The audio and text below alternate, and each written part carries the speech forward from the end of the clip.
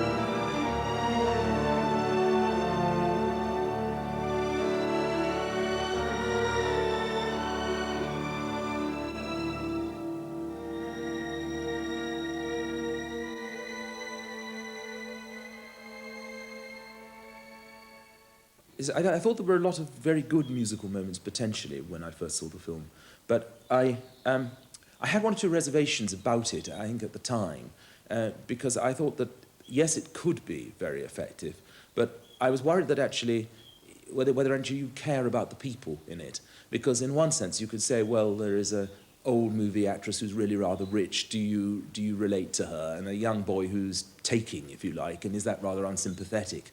There's this poor, slightly crazed woman who has, as it were, stepped into an empty lift shaft. She's, you know, gone from being this great siren of the screen to being someone whose phone calls don't get answered.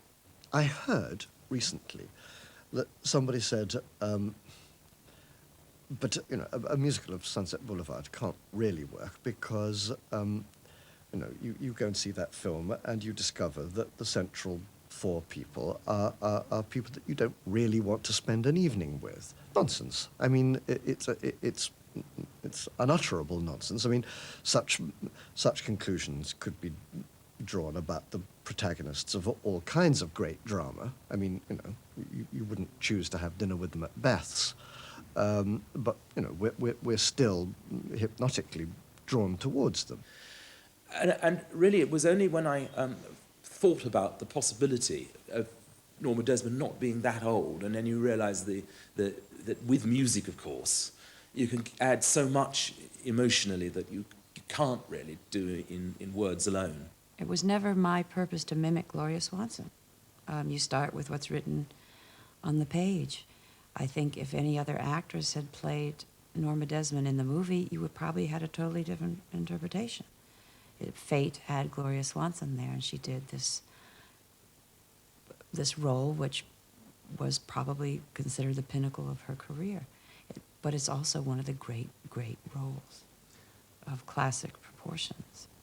Well, basically, it's a story of an unsuccessful screenplay writer in Hollywood who came in from Dayton, Ohio, and isn't doing very well. And he meets, in a strange way, a fading film star, someone who was enormous 20 years earlier. And to their mutual advantage, one would think, they get together, form an alliance, which has tragic consequences. Sunset Boulevard is about surviving in Hollywood, which is not easy. It is about very desperate people. It's about people who are trying to make it, and I can't tell you how difficult that is. And it's about people who really have made it, and how difficult that is. But before you hear it all distorted and blown out of proportion, before those Hollywood columnists get their hands on it, maybe you'd like to hear the facts, the whole truth. If so, you've come to the right party. You see, the body of a young man was found floating in the pool of her mansion. I think it has one of the great plots. It's extremely satisfying. Perhaps the part played by the butler, who turns out to have been the first husband and director of the Gloria Swanson character, is the key to that. Later on, the film came to mean a great deal to me personally, because as an aspiring and hopelessly unsuccessful screenwriter in Hollywood myself, I began to wonder, whether there was any future for a screenwriter except lying face down in a swimming pool.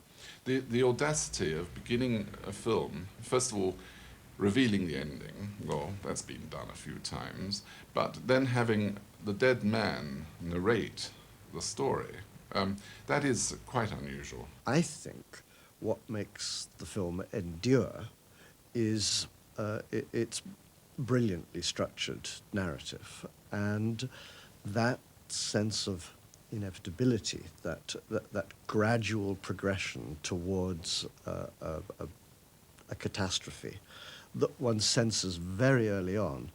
And I think that that's ideal for a subject for musical treatment. Sunset, of course, is a story of four people, and like everybody in the story, they're all looking for something, and there is something that is not there that they want. And so I began the whole idea of the piece by thinking that it's got to have a restless time signature, something in it, like a 7/8 time or 5/8 time or something like that. So one of the themes that we hear throughout the evening is just...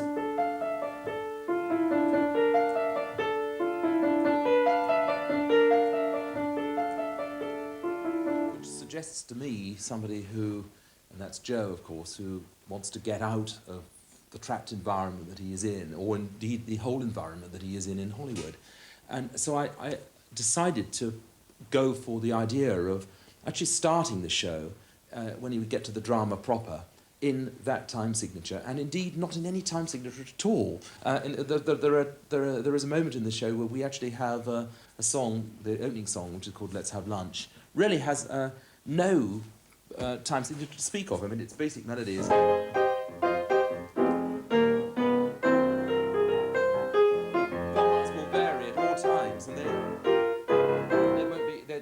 we just move around and we shift around exactly based on the conversation that is the key thing of that song. Morning, Joanna. I really mean it. Look great. Shall drink, but do I need I spent the last month basking in my second Western down at I'd really love to Don't read forget it. me when you're casting. We should come. Gotta run. Let's have lunch. The lyrics have, I think, a kind of sophistication that maybe I haven't had for a while.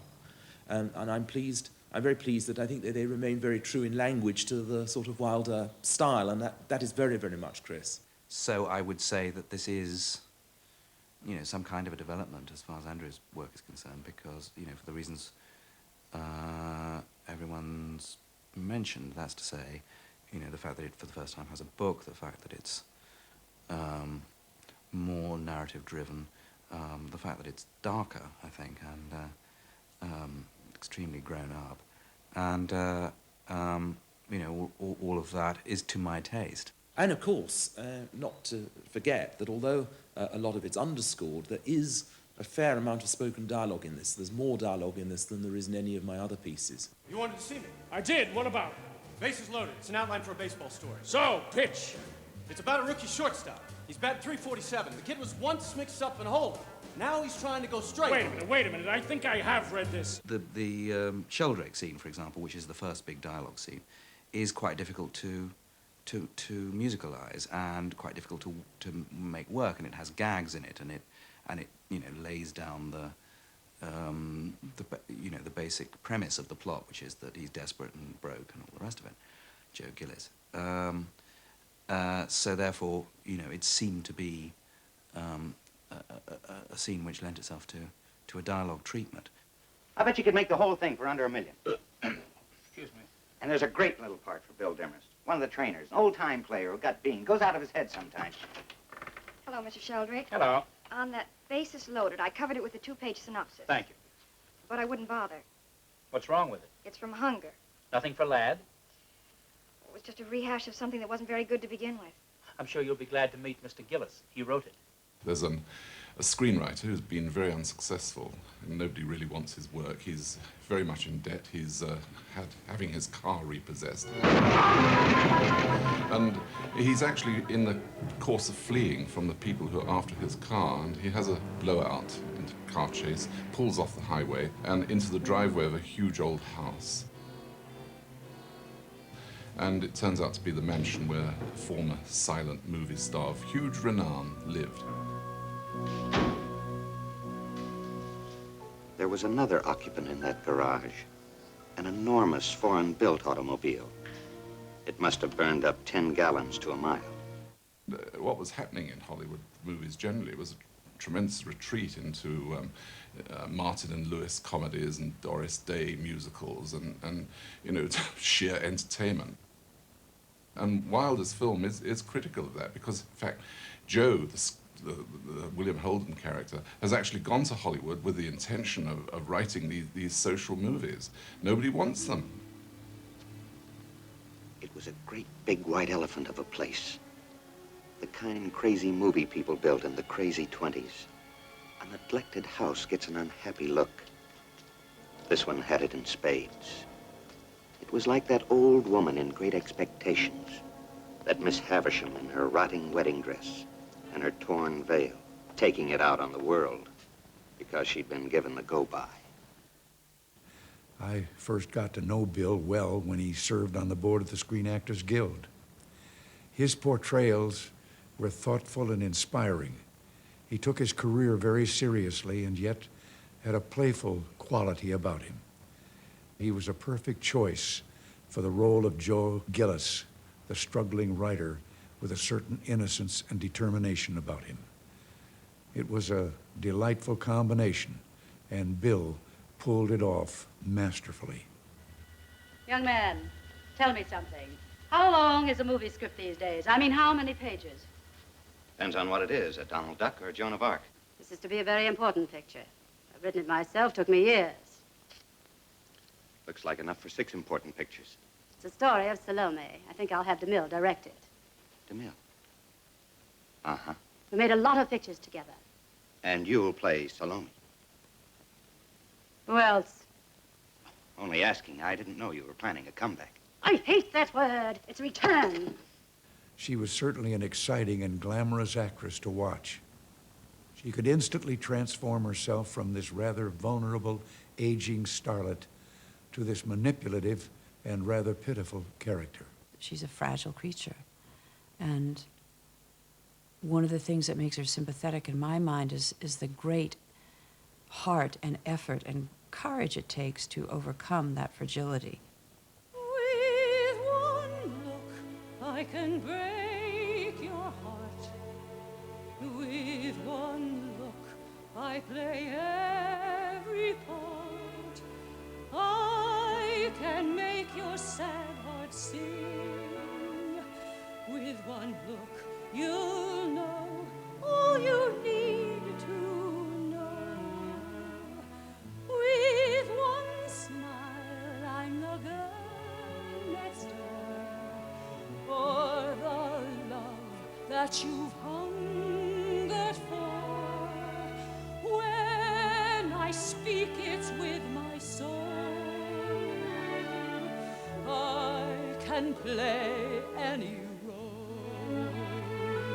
No words can tell the stories my eyes tell. Watch me when I frown. You can't write that down. You know I'm right It's there in black and white. When I look your way, you hear what I say. Yes, with one look, I put words to shame. Just one look sets the screen aflame.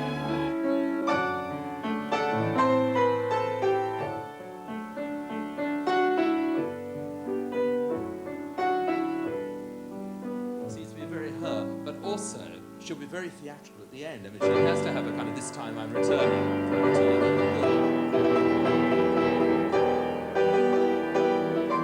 and really get up there. You know, it's very important that she has that kind of that theatricality within her. This time I'm staying for good. I'll be back where I was born to be. With one look, I'll be a man.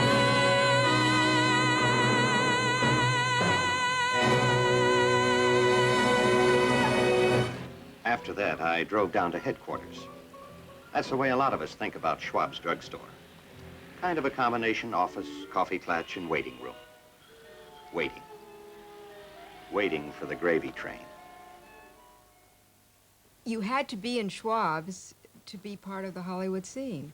It was amazing. People would spend the day there. They'd have breakfast, they'd run to the telephone to call their agents, and the phone booth, if the walls could speak, would have been amazing because everybody was in that phone booth, coming out looking dejected, coming out looking happy. I got myself 10 nickels and started sending out a general SOS.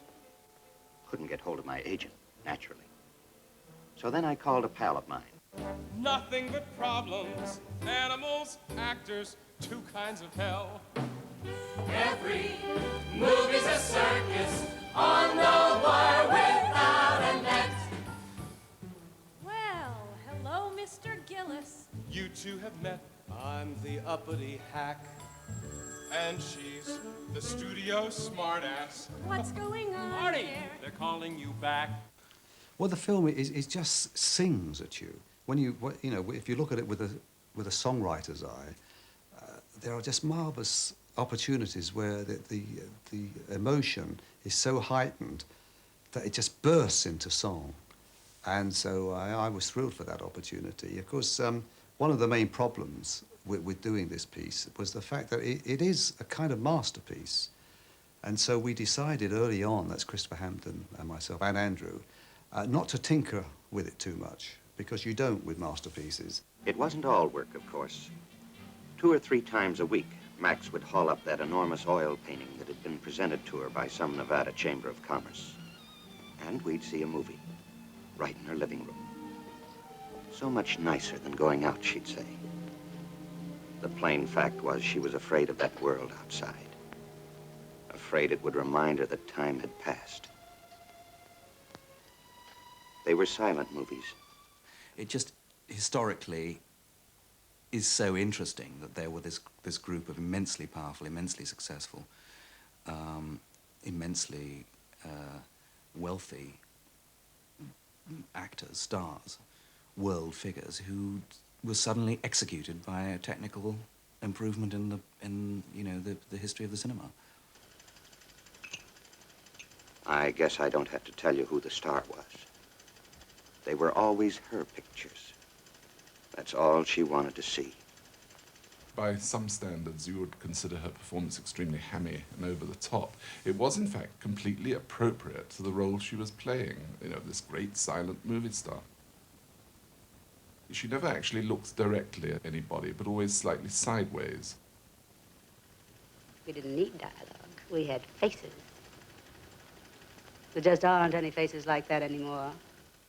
She obviously sort of watches her films all the time, and she's entranced, and she stands up in the projector beam, looking at the screen, and then she turns in profile. And I think that's a wonderful moment.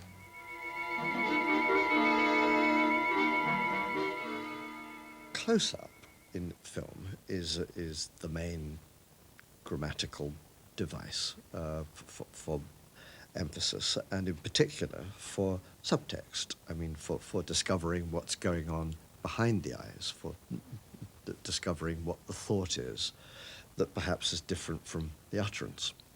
And it seems to me that in the musical, the exact equivalent of that is the aria.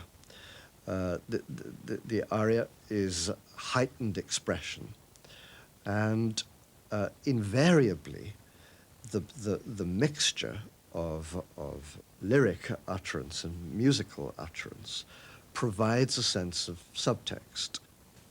She's talking in the songs most of the time about this dream of returning. So the other side of it is the melancholy that's within there, which of course is expressed by, for example, a melody like New Ways to Dream, when she's watching herself. And I chose to go into slightly kind of inharmonic harmony, really. But I mean, so you get a song like.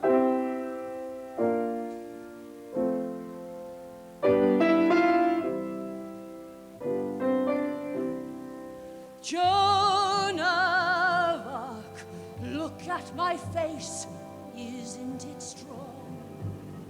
There in the dark, up on the screen where I belong, we'll show them all nothing has changed. We'll give the world new ways to dream. Everyone needs new ways to dream.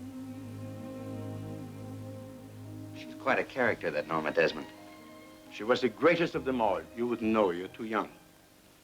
In 1 week, she received 17,000 fan letters. The character of Max is wonderful in the film. He is a very mysterious man with a foreign accent. And there is more to him, as we will find out as the evening goes on. There was a Maharaja who came all the way from India to beg one of her silk stockings. Later, he strangled himself with it. Well, I sure turned into an interesting driveway. You did, sir. He's a fascinating character because you have to ask yourself, why would this man, have given up a very, very promising film career and been her first husband, and presumably have been, I would imagine, I think Billy Wilder must have had in the back of his mind that he bought Norma Desmond to Hollywood, I would think, like a lot of these girls were bought by European people to Hollywood, particularly in the silent movie days. And you have to ask, why did he give it all up for her? Well, presumably because he loved her. The strange love story, the strange relationship between Max and Norma is his not ever wanting her to know that she is highly dispensable and has indeed been forgotten. And there's something terrifying about that and something deeply, deeply moving about it. He speaks in a very clipped accent, Madame has made all the arrangements, your room is here, and those kind of sentences. So when it came to writing a song for him, an aria, it was slightly difficult, and we decided not to over-rhyme it. There was a Maharaja who hanged himself with one of her discarded stockings. She's immortal, caught inside that flickering light beam is a youth which cannot fade. And the thing that you always have to remember when you're working on musicals is that the audience has come to see and to listen to a song. They're sitting there waiting for the next musical moment. They're not really interested in the scenes. They're waiting for the next musical moment, and that has to be delivered, and it has to be different each time, and it has to have enormous value. And you have to ask yourself, why is this sung? What is this going to do to your construction? I think what music can bring is this ability to take you to a development that, in a sense, it's an emotional development that dialogue can't do it because it's different, doesn't it? I mean, that's why I think people like opera and musicals. They don't set out to do the same thing as a piece in a dialogue at all. The issues and the thoughts that have to go into this decision-making, the crucial moment is, would it be simpler to say, I love you, and leave it at that? Or is it better to sing I Love You for the next 3.5 minutes? Because what happens is a song will either stretch a moment beyond endurance, or it will heighten a moment to a supreme degree. Well, it's a very difficult question to answer, really. And I'm not sure that I'm necessarily the best person to answer it, because in one sense I know why I do it. I mean, I know that that for me to be able to take a theme, plant it, develop it, and then let it emerge musically in some developed form at the end, pays dividends that I know how to control. I mean, because that's what I am. I mean, I'm a composer for the theatre. Therefore, little fragments that appear earlier on develop into things that happen at the end, and therefore they can, in my view, produce a drama that is unique, and it can only be done through music. You know, you write a piece like the song which gave us actually the most difficulty to write, which is the song known as the Clothes Song, The Lady's Paying. It corresponds to a moment in the film where you're liberated from the house, where you actually leave and drive around Los Angeles and go to stores and so on. That's a dreadful shirt you're wearing. What's wrong with it? Nothing if you work in a filling station, and I'm getting rather bored with that sport jacket and the same baggy pants. Max, what's a good men's shop in town, the very best? Well, go there. I wanted to stay in the house. I wanted, you know, I thought it would tell us something about the character if she was the kind of person who ordered, you know, fashionable stores to close down and bring their wares around to the house, which seemed, you know, apart from technically convenient, you know, sort of accurate. But it needed to be a completely different sort of number, and it needed to be a number in which large numbers of people could take part. Evening clothes. I want to see your most deluxe. Won't wear a tux. Of course not, dear. Tuxedos are for waiters. What we need are tails, a white tie, and top hat. I can't wear that. Joe, second-rate clothes are for second-raters. Norma, please. Shut up, I'm rich, not some platinum blonde bitch. I own so many apartments, I've forgotten which is which. I don't have to go to premieres. I'm never on display. You seem to forget that I'm a writer. Initially, I was very attracted to obvious things like the return to the studio, where there is a song called Everything's As If We Never Said Goodbye, which is a great moment. And there's also a famous moment when she says, you know, they don't make faces like mine anymore. I don't need words. I can do everything I want to with my eyes and all of that. And that, of course, is translated into a song called With One Look, which is a very important one for us. And, of course, there's the wondrous New Year's Eve sequence where she has this little band playing on stage. There's four people in an orchestra playing in her house. And Joe asks, well, where are the other guests? And she says, no, there aren't any other guests. So I have this extraordinary scene where they're playing. You can play a scene musically against a little band. I mean, those moments like that are wonderful. It's 10:15. What time are they supposed to get here? Fool. The other guests. There are no other guests. We don't want to share this night with other people. This is for you and me.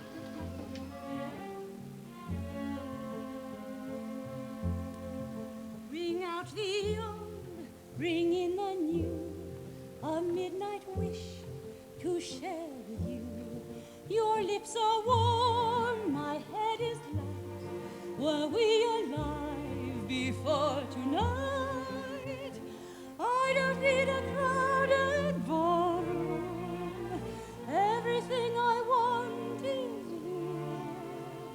here. If you're with me, next year will be the perfect year.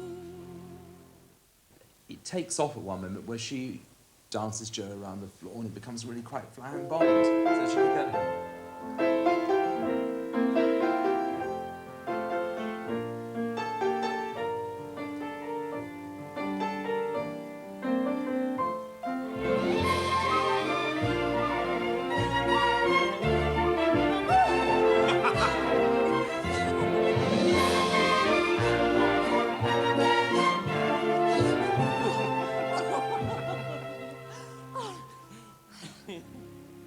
Joe is, of course, trapped again. You see, he's caught in a situation where this woman, where there are no guests, there's nobody else, just a little orchestra playing, is taking him around the dance floor, He can't really say no. And finally, he snaps, of course, and says, I'm off. And she smacks him in the face, which is one of the great moments of the film. What you're trying to say is you don't want me to love you. Say it. Say it. It's my theory, and this is you know, applies generally through Billy Wilder's films, that the more truthful you are about people, the more the audience is likely to think of them as unlikable. This is a reflection of the fact that, on the whole, the people they see on the screen or on the stage tend to be made more likable, sentimentalized. You know, generally zhushed up in order not to upset people. There's none of that in Billy Wilder. He's pretty ferocious about people. Having said all that, I actually find those two characters extremely sympathetic. I suppose there is a danger of sentimentalizing a great film noir, or softening a great film noir, I suppose is what one's really saying. And I think one has to be clear about that at the outset.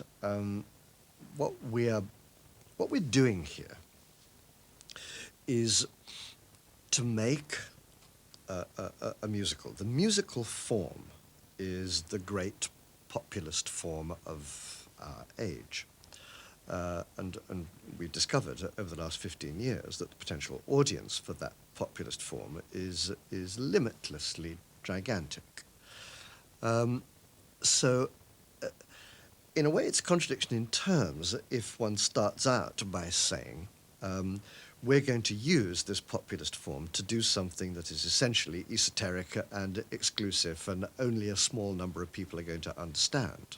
There's not one person in the movie, within our play, or the movie, who doesn't live and eat and breathe movies solely. Their whole life is based around the movies. I mean, her Norma Desmond's life is about her return to the movies. The song Sunset Boulevard itself is a pretty acid comment on the movie business. Sure, I came out here to make my name. Wanted my pool, my dose of fame. Wanted my parking space at Warner's. But after a year, a one-room hell, a Murphy bed, a rancid smell, wallpaper peeling at the corners. The idea that I had there started many, many years ago in a movie called Gumshoe, which I've developed it completely. Now, in Gumshoe, it came out as a very four-square idea, and it's only for sleuths who'll find it within there, but it came out as... That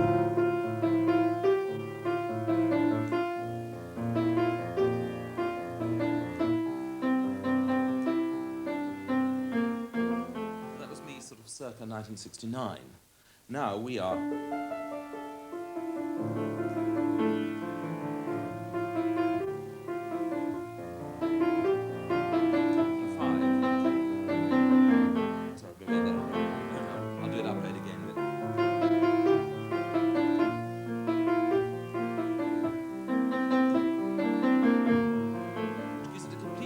lift, I think. You know, if you want to hit da da da 1 2 3 4 5 1 2 3 da da da da da da. It says something, and it's about that restlessness. Andrew kept writing this strange, jagged, splintered music, and I thought, how do we get words on these notes? Because nothing seemed to have a rhyming pattern. And it worked, funny enough, because we wrote something that didn't really rhyme, but was an emotional outpouring. He says in the middle, and he's saying this to the world, really, as a general statement, you think I've sold out, dead right I've sold out. I've just been waiting for the right offer.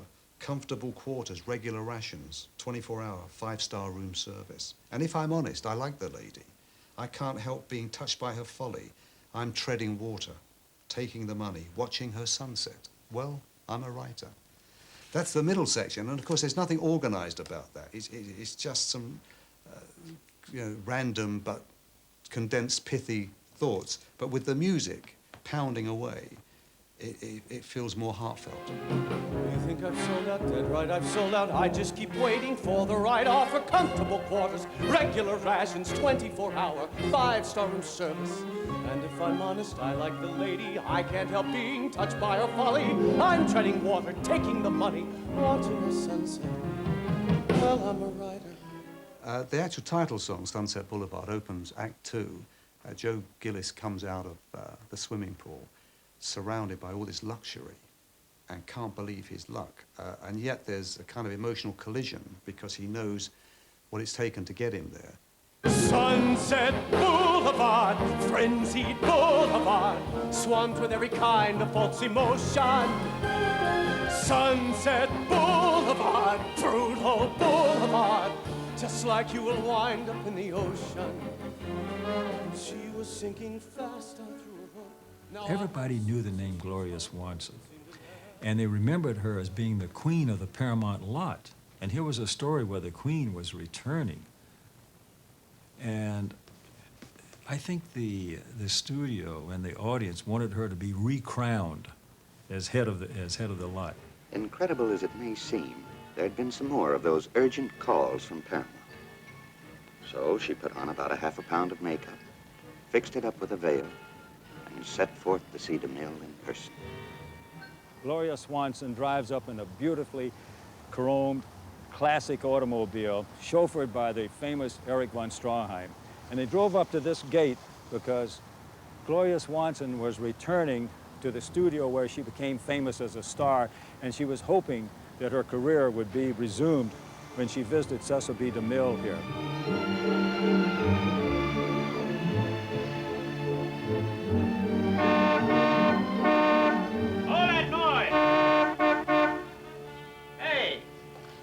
See Mr. DeMille. Open the gate. Mr. DeMille is shooting. You got an appointment? No appointment necessary. I'm bringing Norma Desmond. Norma who? At first, the gateman didn't recognize her. And he was in this booth, and she called him out. And he came over to the car, and of course he recognized her. Jonesy? Why, if it isn't Miss Desmond. How have you been, Miss Desmond? Fine, Jonesy. Open the gate. You heard Miss Desmond? They don't have a pass. Stage 18, Miss Desmond. Thank you, Jonesy.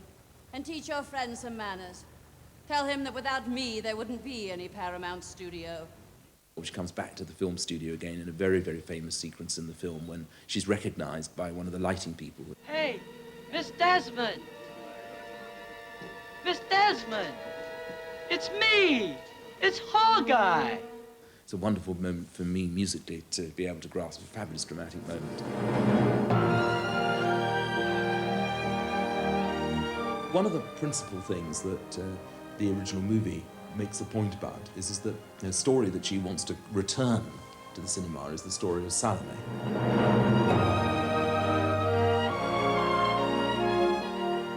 And the tragedy of the whole thing is that, in fact, they don't want to film at all.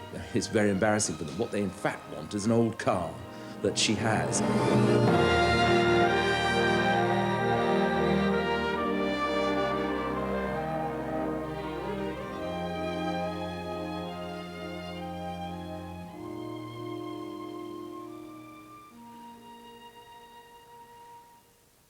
I don't know why I'm frightened. I know my way around here. The cardboard trees, the painted seas, the sound here. Yes, a world to rediscover. But I'm not in any hurry.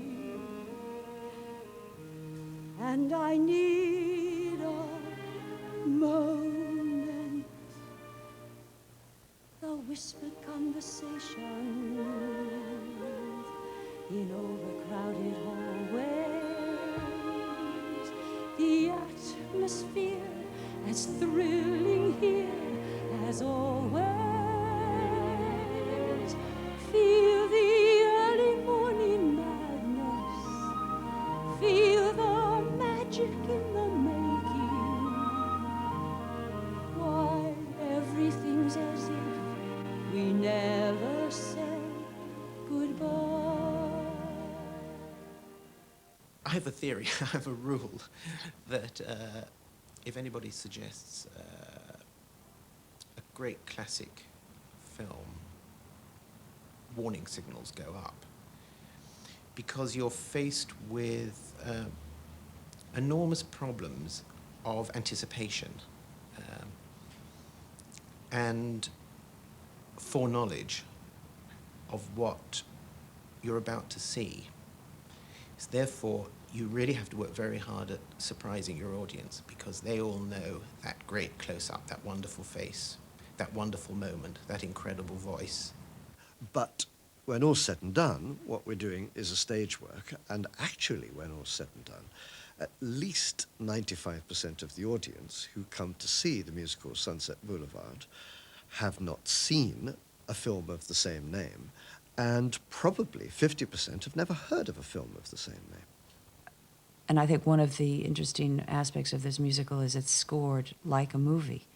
So as I'm coming down the stairs, even if I'm not saying anything, the music will help me convey what mood or what thoughts are in my head as I am coming down the stairs. I don't have to speak. So in some ways, we are taking the best of cinema and adding it to an extremely strong story. And you have something that comes out a very powerful mix. I mean, you see, again, one of the wonderful things about Sunset, from a composer's point of view, is that it's unique in the shows that I've written, in that it has the opportunity to write for 4 completely separate types of voices. With Max, you've got the baritone, the exotic Eastern European.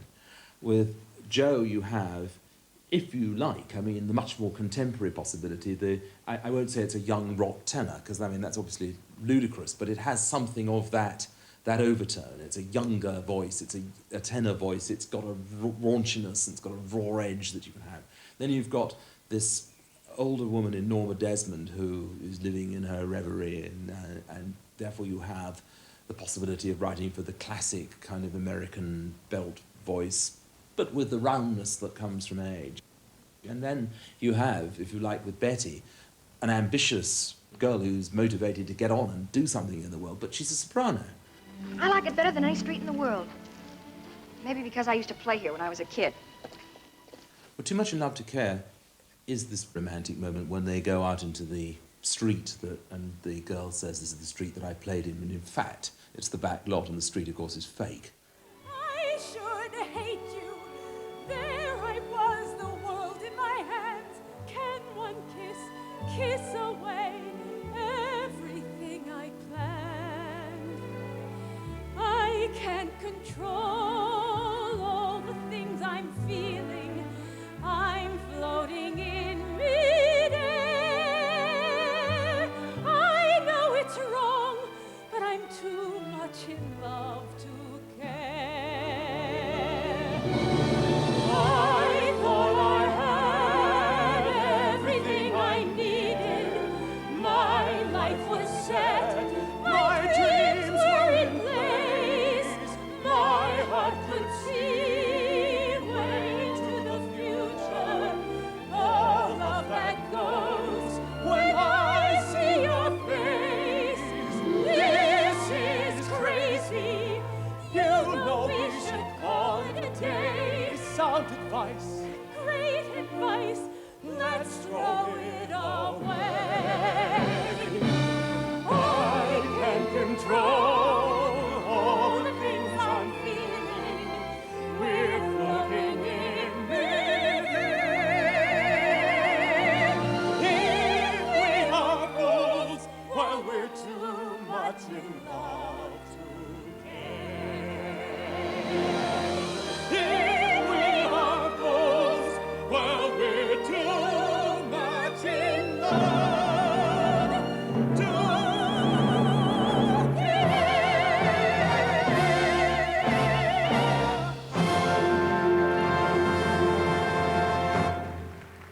Now, what Billy did was he said we rehearsed it and we never actually kissed in the rehearsal. He just said, now without you come together, and he said, I want you to embrace and fold each other in your arms. And he said, I don't want you to break that embrace. He said, no matter what, it's going to seem like forever, but I need a long fade out.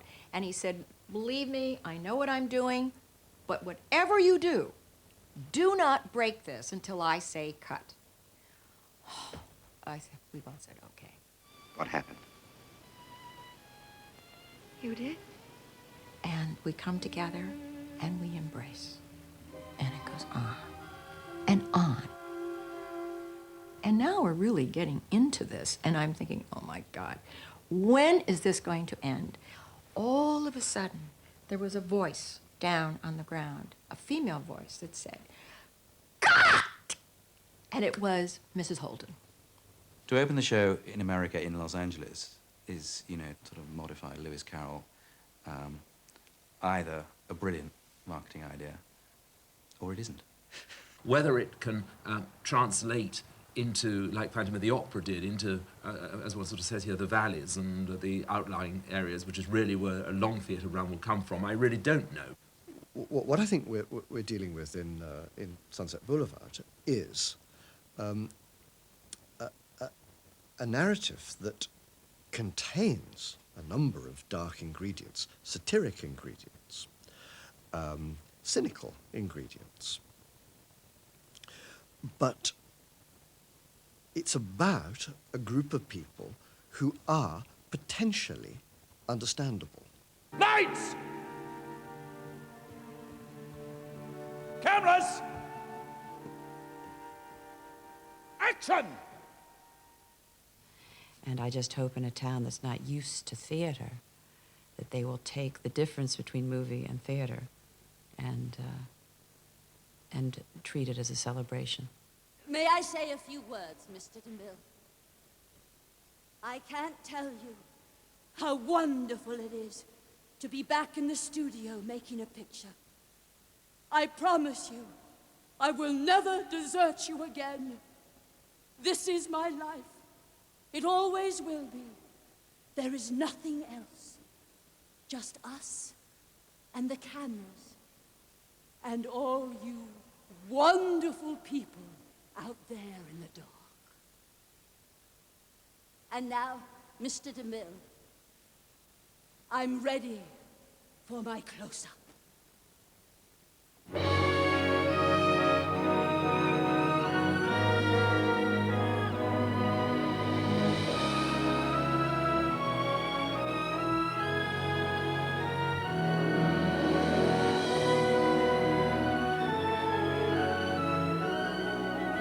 This time I'm staying for good.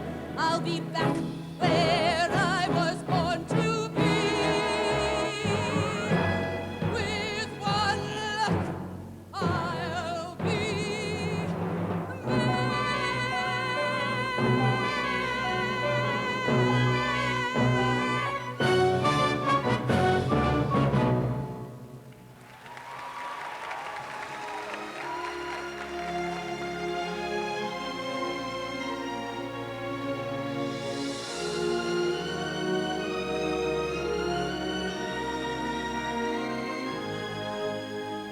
You've seen the musical, now see the movie Sunset Boulevard coming up next on BBC One.